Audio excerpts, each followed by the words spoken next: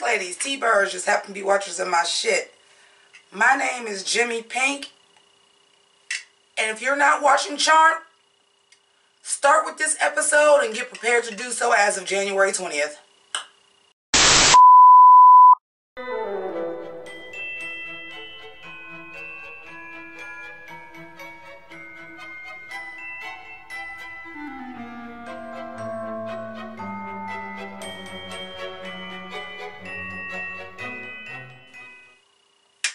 So, thank you so much for joining me. This is Charmed Reboot Episode 1, Season 9, Jingle Hell, Recap and Review. This is a combination Christmas special and mid-season finale for Charmed. And oh my God, like for real, this is not a drill. This episode was so good. Now we in the swing of things. Don't worry about watching any other episode if you haven't been watching. Get up on this episode and then keep going, because this episode, man, if y'all would have started the season like this, y'all would be doing way better in the ratings. This episode was awesome. Okay, so first of all, the Sarcona, who is this renegade group of witches. The elders told Mel they wanted her to join. They accept her, come back for initiation. They join. She gets her tattoo because they all have like the Prince Love symbol with 3 branches on their arm. And they get her. Now we have Christmas. We thought we were going to see Maggie and Mel's father. Of course, he backed out. Question is he a witch? Is he human? We don't know. Anyway, so the demon bros show up in this church to get this amulet off of this corpse. And there's a priest there, recognizes their demons. He hits this staff on the floor, chants some stuff, and a portal of hell opens. Now, of course, they defeat the dude. Hunter wants to kill him. Parker, our half-demon, of course, doesn't want to.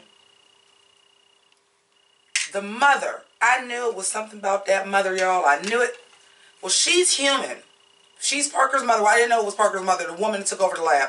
That is Parker's mother. And the reason why she wants to keep on with gene therapy, and she's so gung-ho about that, is because she understands that this is going to turn Parker full demon, but it's going to save her son's life. So she's not all the way evil. She's just a mother trying to hold on to her son.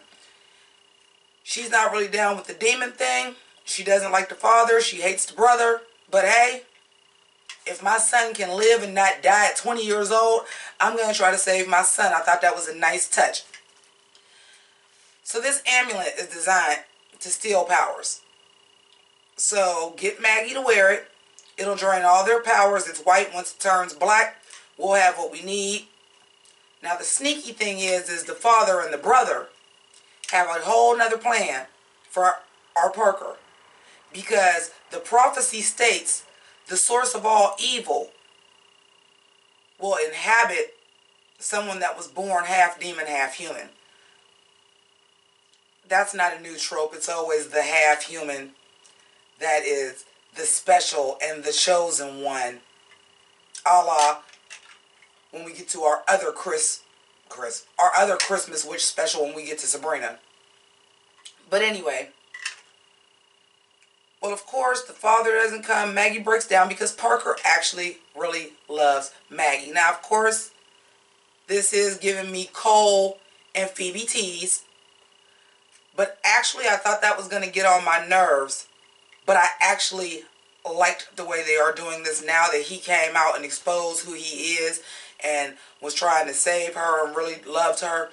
Now I like the way they did that, because it's not quite the same way as Cole.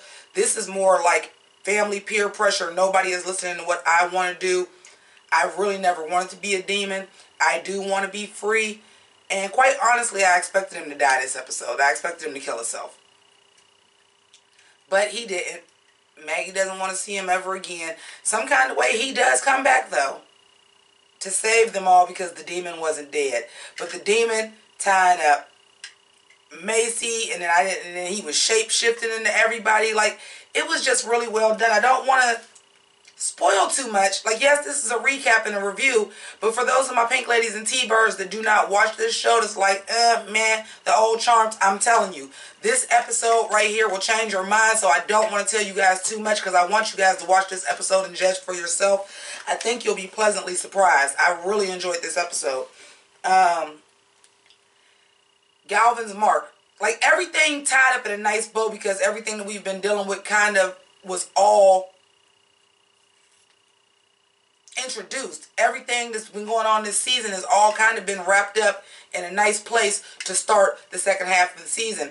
Galvin and the glowing mark. It's a protection mark that was given by the grandmother. We have our, I forget what her name is, Miss somebody, black lady, probably Creole, that his grandmother put this mark as protection. So every time he tries to get with Macy, something happens because of the mark, because obviously, let's just keep it 100, Macy is half demon, right? They keep saying she evil. What else could she be?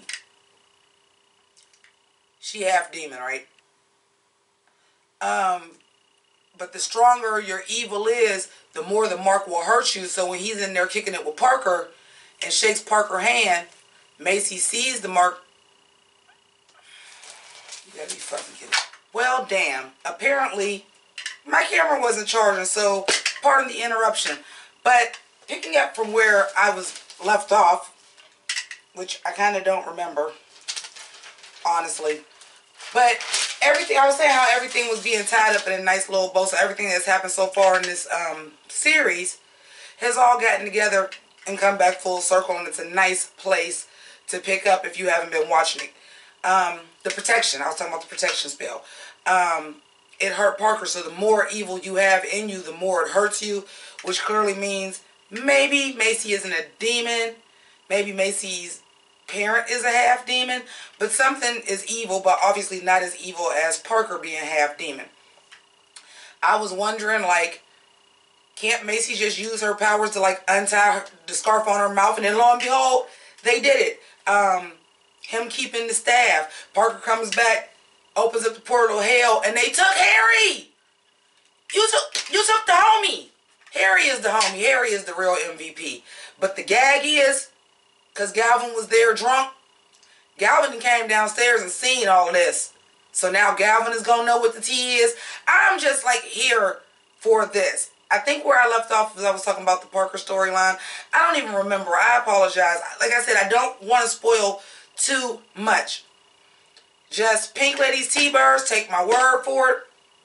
And if you're new to this channel and you did watch the episode, I apologize. This is not going to be like a really comprehensive recap and review because I'm really trying to turn people on to this episode and I do not want to spoil everything. I will say they had a couple sprinkles of that SJW shit I don't like. I don't like when they were talking about the nativity scene and Mel hates it because everybody is white and has traditional gender roles. It's a nativity scene. It's a Christmas special. We didn't need that.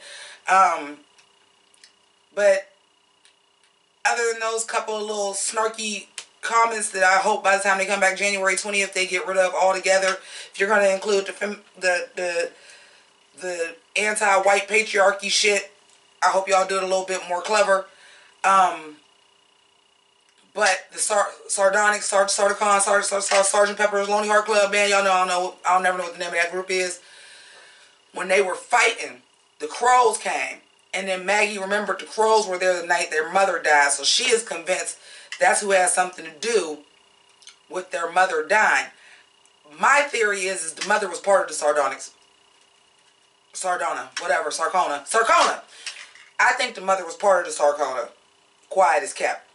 And they even said, Scary Lesbian even came and said, you know, we sent our crows of protection for your mother the night she died too. However, unfortunately, they couldn't complete their mission. Whoever they were up against seriously had some power. So it's going to be somebody very, very, very, very powerful. And I think it's going to be somebody that's in those elders, honestly.